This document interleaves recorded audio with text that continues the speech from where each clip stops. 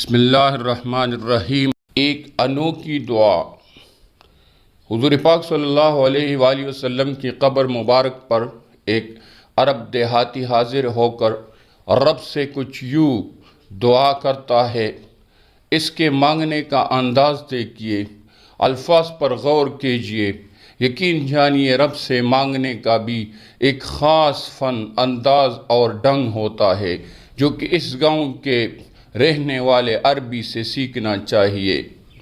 اے اللہ، یہ آپ کے حبیب ہے، میں آپ کا غلام ہوں اور شیطان آپ کا دشمن ہے۔ خدایا اگر تو مجھے بخش دے گا تو تیرا حبیب خوش ہوگا، تیرا بندہ کامیاب ہوگا اور تیرا دشمن غمگین ہوگا۔ مولا اگر تو نے میری بخشش نہیں کی تو تیرا حبیب غمگین ہوگا، تیرا غلام ناکام ہوگا اور تیرا دشمن خوش ہوگا۔ الہی تیری شان اس سے بڑی ہے کہ تو اپنے حبیب کو غمگین کر دے، اپنے بندے کو ناکام اور اپنے دشمن کو خوش کر دے۔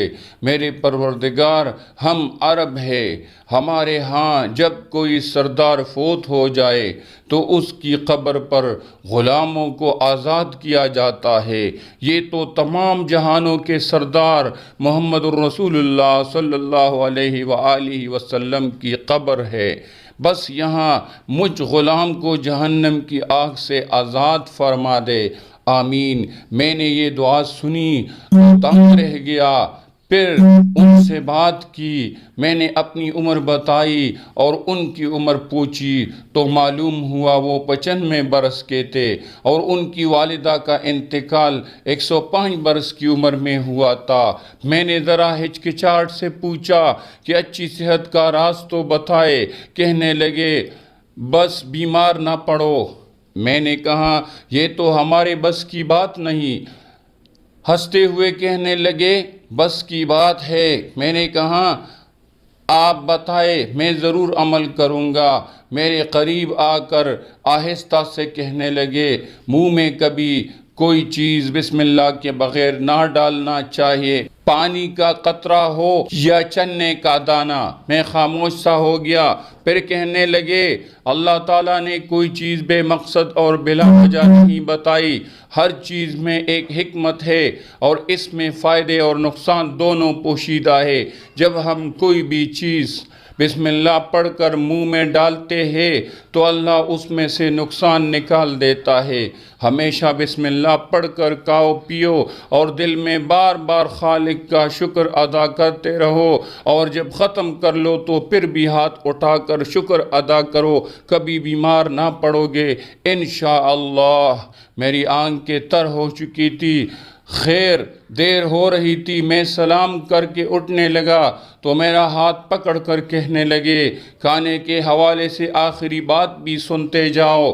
میں جی کہہ کر پھر بیٹھ گیا۔ کہنے لگے اگر کسی کے ساتھ بیٹھ کر کھا رہے ہو تو کبھی بھول کے بھی پہل نہ کیا کرو، چاہے کتنی ہی بھوک لگی ہو۔ پہلے سامنے والی کی پلیٹ میں ڈالو اور وہ جب تک لقمہ اپنے منہ میں نہ رکھ لے تم نہ شروع کیا کرو۔ میری ہمت نہیں پڑ رہی تھی کہ اس کا فائدہ پوچھوں، لیکن وہ خود ہی کہنے لگے یہ تمہارے کہنے کا صدقہ ادا ہو گیا اور ساتھ ہی اللہ بھی راضی ہوا کہ تم نے پہلے اس کی بندے کا خیال کیا۔